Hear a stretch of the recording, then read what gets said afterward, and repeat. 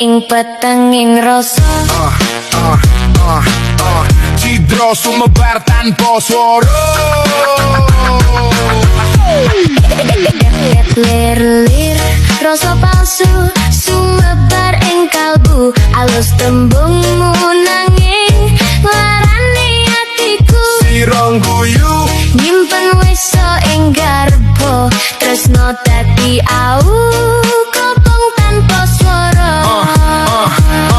ler